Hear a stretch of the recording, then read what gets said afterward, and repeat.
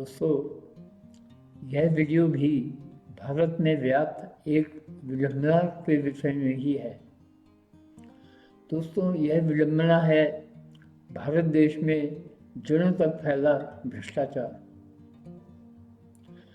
दोस्तों, यह एक विडंबना इस कारण है कि जबकि भारत एक हिंदू बहुल देश है, वह भारत की संस्कृति इतनी विशाल व शक्तिशाली है, तो भारत में इतना भ्रष्टाचार क्यों है? दोस्तों, इसका मूल कारण यदि ढूंढा जाए तो उसके मूल में भी अंग्रेज ही मिलेंगे। क्या आप जानते हैं कि अंग्रेज़ों के आने से पहले भारत के हर गांव में स्कूल था, पाठशाला थी। भारत में उस समय 100% शिक्षा थी। भारत की संस्कृति के जो मूल स्तंभ हैं, सत्य बोलना, चोरी ना करना, अहिंसा का पालन करना, ब्रह्मचर्य का पालन करना व किसी की कोई भी वस्तु ना हड़पना, उस समय में इन नियमों का पालन हर व्यक्ति करता था। इसी कारण भारत एक शक्तिशाली राष्ट्र था। वह सुदूर पश्चिम से दूर पूर्व तक फैला था। यही देखकर अंग्रेजों को विश्वास हो गया था कि भारत को जीतना असंभव ही नहीं, नामुमकिन है। तो उन्होंने भारत को शक्तिहीन करने के लिए 3 काम किए। पहला तो यहाँ पर जो गाय का दूध पिया जाता है, गाय के स्थान पर वे भैंस को प्रचलन में लाए, जिससे कि यहाँ के जनमानस की बुद्धि ही भ्रष्ट हो जाए। इस विषय में हमारा अन्य वीडियो अवश्य देखें। दूसरा, अंग्रेजों ने समय समय पर भारत का विभाजन किया। दोस्तों, आपको जानकर आश्चर्य होगा कि जीसस क्राइस्ट के जन्म लेने से भी पहले Malaysia, Java, Sumatra, Indonesia, Thailand, Burma, Sri Lanka इत्यादि देश, यहाँ तक कि ऑस्ट्रेलिया के भी कुछ भाग भारत के ही भाग थे। यानी कि भारत इतना फैला हुआ देश था। तीसरा जो अंग्रेजों ने काम किया वह था यहाँ के गुरुकुलों को बंद कराना। यानी कि भारत के जो इतने गांव में एक एक गुरुकुल था, उन सब पाठशालाओं को अंग्रेजों ने बंद करा दिया। यहाँ के लोगों का सदाचरण देखकर पहले तो अंग्रेजों ने छल कपट से एक एक करके अलग अलग देश बनाए, भारत का विभाजन किया। उसके बाद उन्होंने भारत में अपनी शिक्षा पद्धति का विस्तार किया। इसी दौरान अंग्रेजों ने भारतीय ग्रंथों को चुराया। उन ग्रंथों में से देख देख कर अनेकों विद्याओं को अपना शोध बताकर विश्व में अपना वर्चस्व स्थापित किया। भारत में एक पूरे के पूरे समुदाय को खड़ा किया जो कि केवल उनका ही अनुसरण करे।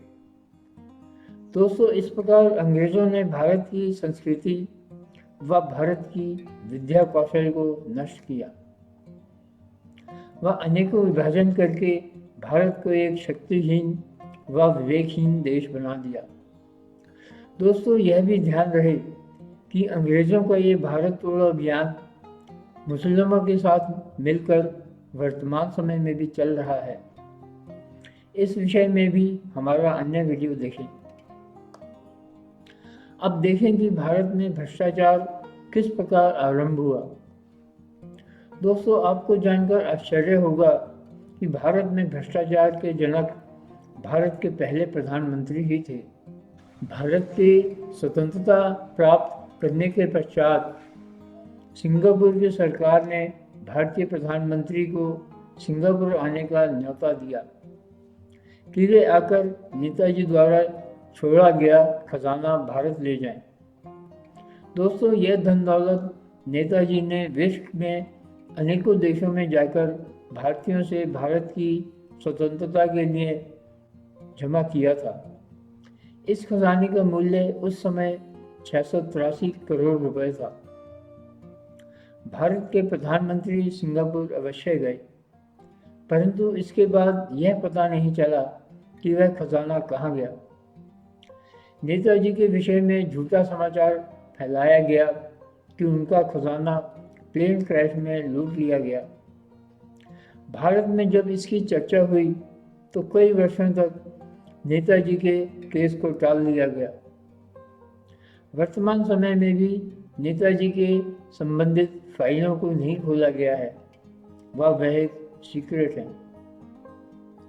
तो दोस्तों, भारत में भ्रष्टाचार यहाँ से आरंभ हुआ। अब दोस्तों, भ्रष्टाचार आगे कैसे फैला? भारत सरकार ने विकास के नाम पर अंग्रेजों से लोन लेने आरंभ कर दिए। तो जो पैसा अंग्रेजों ने भारत से लूटा था, वही पैसा वे लोन के नाम पर भारत इत्यादि देशों को देने लगे। अंग्रेजों ने अपने देशों में स्विस बैंक खोले और यहाँ के अधिकारियों को न्योता दिया कि वे किसी भी प्रकार से कमाया हुआ पैसा वहाँ जमा कर सकते हैं, कोई उनसे कुछ भी नहीं पूछेगा। इस प्रकार जिस प्रोजेक्ट में 1 करोड़ लगना था, तो उसमें 10 करोड़ लगने लगे और लोन जो दिए गए थे उनका 90% पैसा वापस अंग्रेजों को मिलने लगा। अलग से मूल तो खड़ा ही रहा। दोस्तों, अंग्रेजों की चालबाजी समझें। दोस्तों, इस प्रकार भारत में वर्तमान समय में भी भ्रष्टाचार लगभग हर एक सरकारी संस्थान में फैल चुका है। यहाँ तक कि प्राइवेट संस्थानों में भी फैलता जा रहा है। जैसा कि हमने इस वीडियो के आरंभ में कहा था कि यह एक विडंबना है। विडंबना इस कारण है कि जबकि भारत के सनातन हिंदू धर्म के मूल स्तंभ सत्य आचरण बताते हैं, वह चोरी ना करना बताते हैं, भारत में ही इतना भ्रष्टाचार है, वह राष्ट्रीय राजस्व की इतनी चोरी है। और इसका मूल कारण यह है कि लगभग 800 वर्षों से भारत में सनातन हिंदू धर्म की शिक्षा नहीं दी गई। यहाँ तक कि भारत में स्कूलों में 60 के दशक में नैतिक शिक्षा भी समाप्त कर दी गई। विडंबना इस कारण भी है कि जबकि भ्रष्टाचार करने वाले लोग कुछ लाख ही होंगे, परंतु 140 करोड़ लोगों में से भ्रष्टाचार के विरुद्ध बोलने वाला व्यक्ति आज केवल एक ही है, जो कि वर्तमान समय में हमारे प्रधानमंत्री हैं। दोस्तों, मैं विशेषकर वे हिंदू लोग जो कि भ्रष्टाचार में लिप्त हैं, वह भगवान को भी मानते हैं, उनसे कुछ कहना चाहूँगा। एक दोस्तों, वर्तमान समय में समस्त हिंदुओं के मन में धर्म को लेकर कुछ धारणाएं बैठ चुकी हैं कि हम जो कुछ भी कर रहे हैं वह भगवान हमसे करा रहा है। तो दोस्तों, यह धारणा बिल्कुल गलत है। हमारे ग्रंथों के अनुसार हम जो कुछ भी कर रहे हैं वह हमारा स्वतंत्र का निर्णय है। यह हमारे ऊपर है कि कोई हम भ्रष्टाचार का आचरण करें अथवा नहीं करें। यही श्रीमद् भागवत गीता में भी बताया गया है। जो कुछ हम कर्म कर रहे हैं वह हमें भगवान नहीं प्रदान कर रहा। कोई भी कर्म करने का निर्णय हमारा अपना स्वतंत्र निर्णय है। इसकी विस्तृत जानकारी के लिए हमारा वीडियो कर्म के संबंध में भ्रांतियां अवश्य देखें।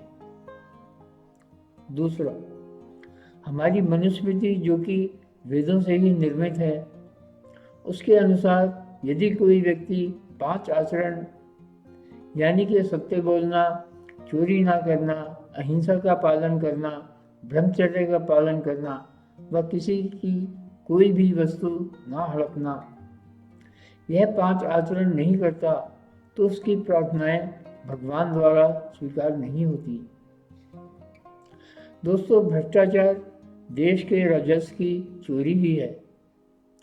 तो यदि आप चोरी कर रहे हैं तो आपके समस्त पूजा अनुष्ठान व्यर्थ हैं, उसका आपको कोई भी फल नहीं मिलेगा। इस विषय में भी हमारा विस्तृत वीडियो कर्म के संबंध में भ्रांतियां देखें। तीसरा, दोस्तों, भ्रष्टाचार अथवा चोरी पाप आचरण है और भ्रष्टाचार करके फिर झूठ भी बोलना पड़ता है। इन दोनों को छिपाने के लिए हिंसा भी करनी पड़ती है। तो कुछ पैसों के लिए कितने पाप करने पड़ते हैं, और किसी भी पाप आचरण के कारण आपको आने वाले समय में दुख ही मिलेगा, सुख नहीं। श्री सत्यनारायण कथा व हमारे अनेकों ग्रंथ यही बताते हैं कि व्यक्ति पाप आचरण करके दुख भोगता है। जीवन में धन पैसा ही सब कुछ नहीं है। हर व्यक्ति के जीवन में अनेकों ऐसी समस्याएं आती हैं जो कि धन व पैसे से नहीं सुलझाई जा सकती। आप यदि अपने चारों ओर ही देखें तो आप देख सकेंगे कि जो मैं कह रहा हूँ कि हर समस्या पैसे से नहीं सुलझाई जा सकती, वह सत्य है। जिन परिवारों में भ्रष्टाचार द्वारा कमाया गया पैसा इस्तेमाल होता है, उन परिवारों के पास धन तो अवश्य होता है, परंतु खुशहाली नहीं। पैसा तो आ जाता है, परंतु मन अशांत हो जाता है। इस विषय में भी अवश्य सोचें। चौथा, दोस्तों, हाल ही में किए गए पाश्चात्य शोधों द्वारा ब्रह्म की प्रमाणिकता सिद्ध हो चुकी है। हमारे ग्रंथों में ब्रह्म को ही परम परमात्मा माना गया है। शोधों द्वारा अब यह प्रमाणित हो चुका है कि ब्रह्म आपके चारों ओर वैसे ही फैला रहता है जैसे कि आपके मोबाइल को टॉवर से कनेक्ट करने वाला इलेक्ट्रोमैग्नेटिक फील्ड। यानी कि ब्रह्म आपके आसपास ऊपर नीचे सोते जागते हर समय रहता ही है। तो दोस्तों, जैसे कि हिंदू धर्म में कहा जाता है कि भगवान आपके चारों ओर हर समय स्थित है, भगवान आपको हर समय देख रहा है। जो कुछ भी आप कर रहे हैं, भगवान को उसकी पूरी जानकारी है। ये अक्षरश पूर्णतया वैज्ञानिक शोध द्वारा प्रमाणित सत्य है। जो कुछ भी आप दुष्कर्म कर रहे हैं, भगवान उसे हर समय देख रहा है। वह भगवान से छुपा नहीं है। इस विषय में भी हमारा विस्तृत वीडियो ब्रह्म का अस्तित्व अवश्य देखें।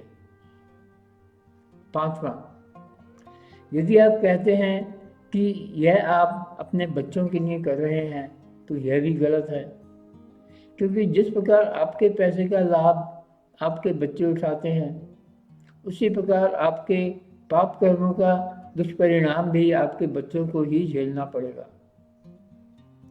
यह भी हमारे ग्रंथों द्वारा अक्षरश सत्य है, और यही पितृ दोष भी है।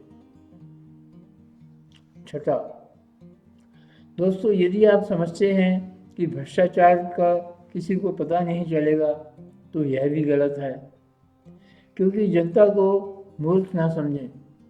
समस्त भारतीय जनमानस अच्छी तरह समझता है कि अधिकांश सरकारी संस्थानों में अधिकारी व नेता पूर्णतया भ्रष्टाचार में लिप्त हैं। इस कारण भ्रष्टाचार के धन द्वारा आप मकान तो बना लेंगे, बड़ी बड़ी गाड़ियां खरीद लेंगे, परंतु सम्मान नहीं पा सकेंगे। एक व्यक्ति के जीवन में सबसे अधिक महत्वपूर्ण व्यक्ति का सम्मान होता है। पैसा तो आता जाता रहता है, परंतु सम्मान यदि चला गया तो वह दोबारा पाना अत्यंत कठिन है। 7, दोस्तों, जन्म के साथ मृत्यु भी निश्चित ही है। कल क्या होने वाला है आप नहीं जानते। यदि आप समझते हैं कि आज पैसा कमा लेते हैं, कल गंगा में नहा लेंगे, तो पहले तो कल का ही नहीं पता। दूसरा, पाप व पुण्य का घड़ा अलग अलग होता है। जितना आप पुण्य करेंगे, उस पुण्य का फल तो मिलेगा, लेकिन यदि आप पाप करेंगे तो वह पुण्य करने से बराबर होकर समाप्त नहीं हो जाएगा। पाप का फल भी अवश्य ही मिलेगा, दुख अवश्य ही भोगना पड़ेगा। दोस्तों, यदि आप हिंदू हैं और भ्रष्ट हैं व भगवान को भी मानते हैं तो इन 7 तथ्यों को समझें, वह अपना जीवन व्यर्थ न करें। याद रखें कि भगवान आपको देख रहा है और भ्रष्टाचरण भगवान ने आपको नहीं प्रदान किया है। अपने बच्चों व परिवारों के बारे में सोचें। याद रखें कि दिन के अंत में आपको खानी तो 2 रोटी ही है। इतना धन लेकर आप कहाँ जाएंगे, कहाँ छुपाएंगे? इतने धन का आप क्या करेंगे? विशेषकर ऐसे व्यक्तियों के परिवार की महिलाओं से मैं आग्रह करूंगा कि वे पुरुषों को समझाएं। दोस्तों, इस विषय में अपने लिए सोचें व हमारे अन्य वीडियो अवश्य देखें।